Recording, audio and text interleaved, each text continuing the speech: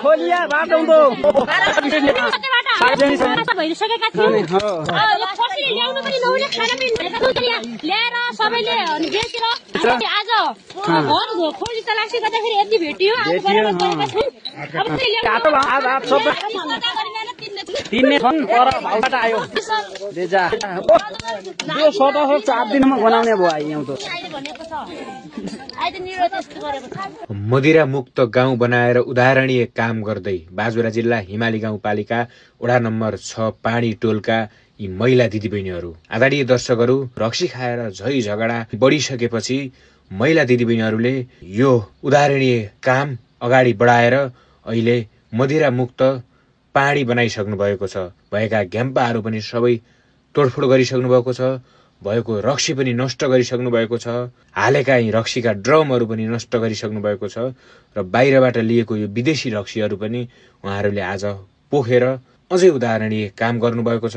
तपाईहरुले योभन्दा अगाडिको भिडियो पनि हेर्नुभएको होला। साना भाइ बहिनीहरू 6, 7, 8 वर्षका ती भाइ बहिनीहरूले खुल्ला दिशा पिसा बन्द गर्नुपर्छ, पूर्ण रूपमा हाम्रो गाउँ मदिरा मुक्त गर्नुपर्छ भनेर जनचेतनामूलक नारा लगाइराख्नु भएको थियो।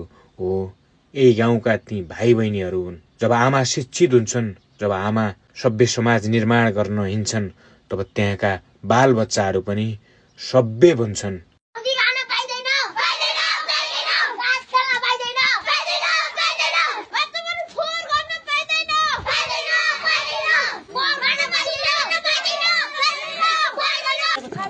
लज्जा सुरक्षाकर्मी पनि आइबुहारलाई पनि धेरै धन्यवाद। सबैलाई गाउँमा धेरै यसले गर्दाखेरि विकृति भयो, अनि घरमा दण्ड भयो, पनि नपिनी भयो, राशि झगडा पनि भयो। यसलाई हामीले हाम्रो गाउँमा जेठ 10 हामी महिला दिदीबहिनीहरूको यो अभियान लाग्यो र यो अभियानले गर्दा हामीले असार 10 साउन 10 मा पनि यति गरेर हामीले हामीले किन खानु पर्यो हामीले एउटा कुरा गरेका थियौँ मासमा। त्यो कुरा गरिसकेपछि हामी त्यो सँगसँगै यहाँको हाम्रो आफ्नो गाउँको रीतिथितिको बारेमा पनि हामी त्यससँगै हामी त्यसमा पनि अगाडि बढिरहेका छौँ।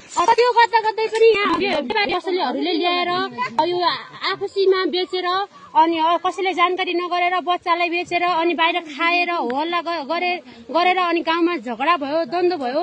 द्वन्द्व भइसकेपछि अनि हाम्रो यो विदर्शनी भन्ने बाटामोका भाइ बहिनीहरूले पनि त्यो राखेका थिए। त्यसमा अनि गएर त्यहाँ कार्यक्रम बिथलेका थिए, झगडा भइसकेको थियो। त्यो हुँदाखेरि अनि हाम्रा यहाँका युवाहरूले पनि हामी त्यसको खोजी तलासी महिलाहरू गरेर खोजी तलासी गरेर हामीले यो रक्सी अनि हामीले नियन्त्रण गरेर अहिले हामीले धन्यवादकै पनि हजुरहरूको यो समाजका लागि एकदमै महत्त्वपूर्ण छ, मूल्यवान छ। महिला समूह र युवा समूह सम्पूर्ण गाउँवासीहरूलाई चाहिँ विशेष धन्यवाद दिन चाहन्छु। साथमा